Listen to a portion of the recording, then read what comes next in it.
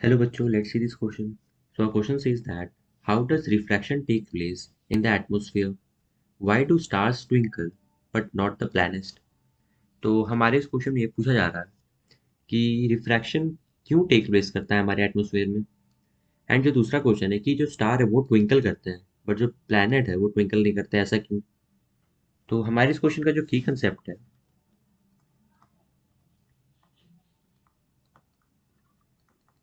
That is refraction of light. ये refraction of light होता क्या है? So we can define it simply as it is a phenomena it is a phenomenon of change in path of light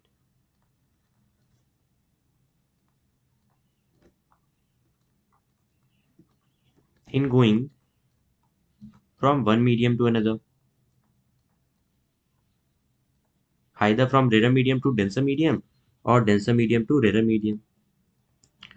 तो इसी को refraction हम बोलते हैं, रिफ्रैक्शन ऑफ लाइट, जिसमें जो लाइट का पाथ है वो चेंज हो जाता है in going from one medium to another. तो हमसे इस क्वेश्चन में ये पूछा जा रहा है कि जो रिफ्रैक्शन है वो क्यों टेक प्लेस होता है। तो हम देख सकते हैं कि हमारा जो स्टार है या जो प्लैनेट है या ये मान लेते हैं ये हमारा एटमॉस्फेरिक लेयर है।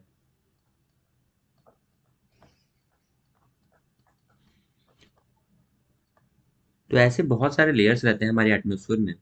तो हमारा जो अपर पोर्शन होता है अर्थ का, जो हाइट पे होता है बहुत सारा, या जो हम कह सकते हैं स्पेस में होता है, वो रेरर रहता है, रेरर मीडियम में रहता है, क्योंकि वहाँ पर हॉट एयर प्रेजेंट रहता है। एंड हम लोग को मालूम है कि जो हॉट एयर का डेंसिटी होता है वो बहुत कम होता है हमारी नॉर्मल एयर के डेंसिटी से। इसी वजह से वो हल्के होने की वजह से वो ऊपर चल जाता है। तो हमारा जब लाइट आता है from denser medium to rarer medium और from rarer medium to denser medium, हमें ये मालूम है कि वो रिफ्रैक्ट करता है।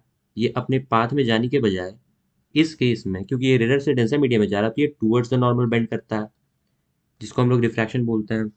सो रिफ्रैक्शन का यही रीजन है। So we can write here that the refraction of light by earth atmosphere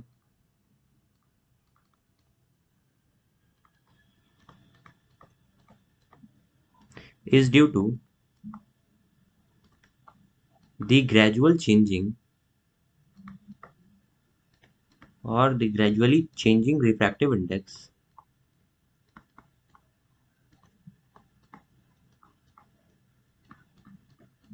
of air layers or atmospheric layer।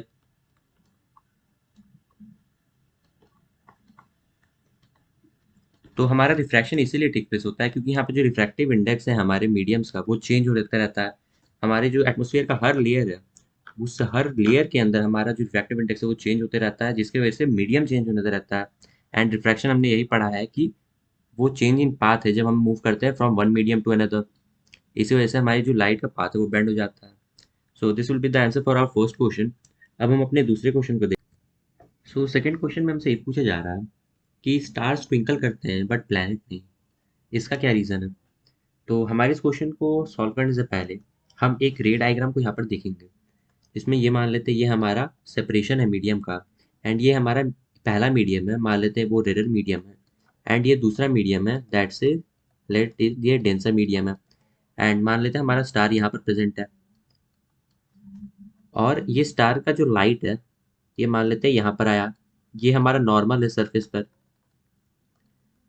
तो क्योंकि light from rare medium to denser medium आ रहा है, इसलिए ये अपने पाथ में जाने के बजाय बेंड कर जाएगा टुवर्ड्स द नॉर्मल। तो ये कुछ इस डायरेक्शन में चल जाएगा। हम एक और रे ले लेते हैं स्टार से, मान लेते हैं कि दूसरी रे यहाँ पर आके रुकी। यहाँ पर हम दूसरे नॉर्मल को यहाँ बना दे रहे हैं। ये हमारा दूसरा नॉर्मल है, एंड लाइट हमारा सिमिलरली बेंड करेगा टुवर्ड्स द नॉर्मल।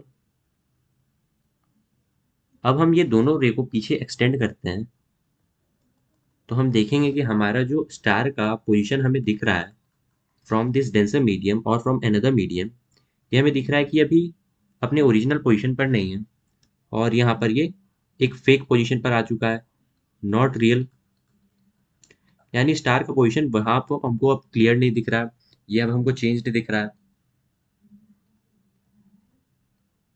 ओके, सो हम लोग यहाँ पर ये एक चीज़ दिमाग में रखेंगे अब कि जब रेयर मीडियम से डेंसर मीडियम में लाइट आती है तो वो अपने पाथ को चेंज करता है, जिसकी वजह से हमें जो स्टार का पोजीशन है वो रियल पोजीशन ना दिखकर हमें एक इमेजिनरी यहाँ पर पोजीशन दिखता है। ओके, तो अब हम इसको अपने सेकंड क्वेश्चन के आंसर को लिखते हैं। इसमें ये बोल रहा है कि हमसे रीजन पूछा जा रहा है कि व्हाई स्टार ट्विंकल्स, और we can write here that twinkling of stars का क्या रीजन है। So we can write here that the stars are very far off from us, very far from us, stars हम लोग से बहुत दूर हैं। सो हम लोग को ये स्टार्स जो हैं ये पॉइंट साइज दिखते हैं, ये बहुत छोटे दिखते हैं। So we can say that these stars which seems to be very small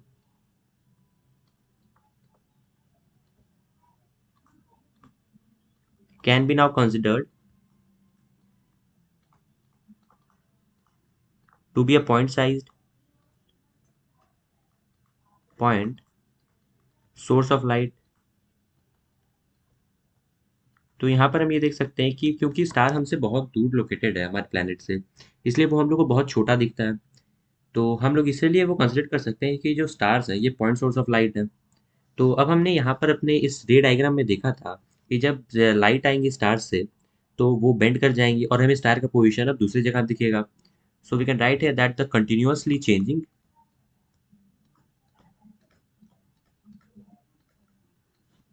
continuously changing refractive index of our atmospheric layer, index of atmospheric layer,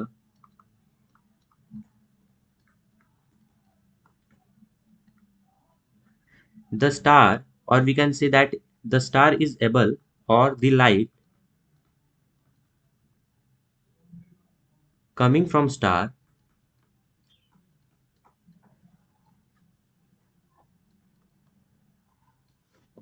starts to blinkle or starts twinkling।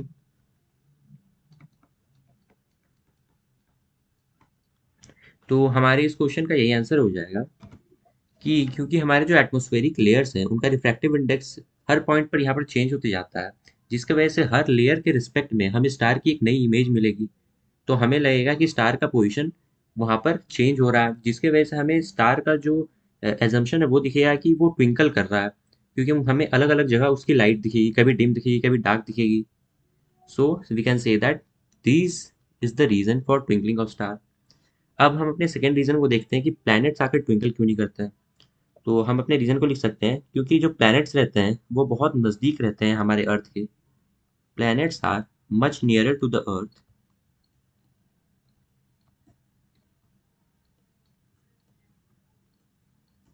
So we can say that planets को हम लोग point size assume नहीं कर सकते क्योंकि ये अर्थ के बहुत नज़दीक है, जिसकी वजह से ये हमें बहुत बड़े दिखते हैं। So we can not be considered, और we can be consider to be, planet को हम लोग मान सकते हैं एक कलेक्शन ऑफ, ये एक पॉइंट साइज हम इसे एज्यूम नहीं कर सकते, इसे हमें एज्यूम करना पड़ेगा एक collection of large number of point sources,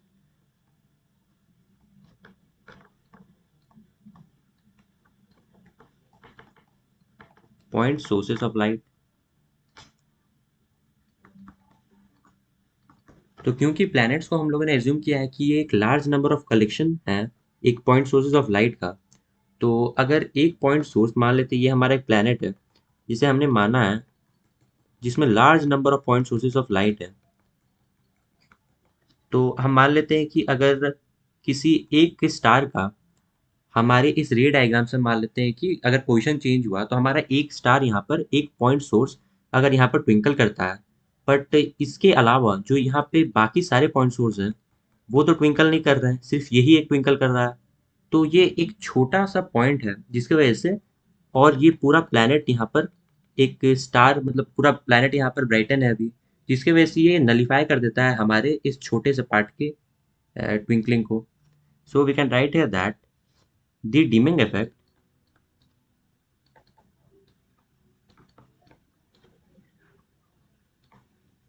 produced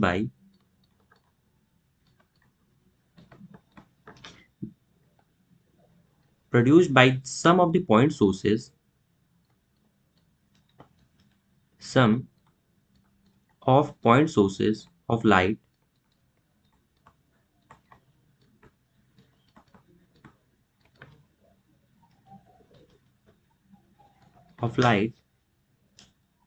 in the planet, or we can say that in one part of the planet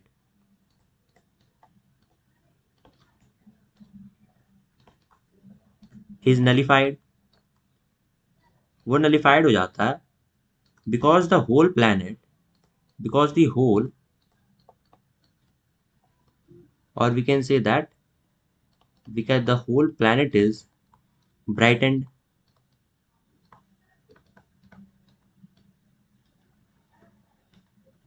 सो इसी वजह से हमें जो प्लैनेट है वो ट्विंकल होता हुआ नहीं दिखता है, क्योंकि ये कलेक्शन ऑफ पॉइंट सोर्सेज है। तो अगर एक पॉइंट सोर्स अगर इसका ट्विंकल करता है, बट अगर पूरा प्लैनेट का जो पॉइंट सोर्स है वो अभी ब्राइटन है, तो ये जो छोटा सा पॉइंट सोर्स है ये अपना इफेक्ट नलीफाई कर देगा, और हमें लगेगा एज अ होल प्लैनेट हम देखेंगे तो हमें लगेगा कि वो ट्विंकल नहीं कर रहा है, उससे कॉन्स्टेंट लाइट निकल रही है। So this will be the final explanation for this question. Hope you all got this well. Best of luck.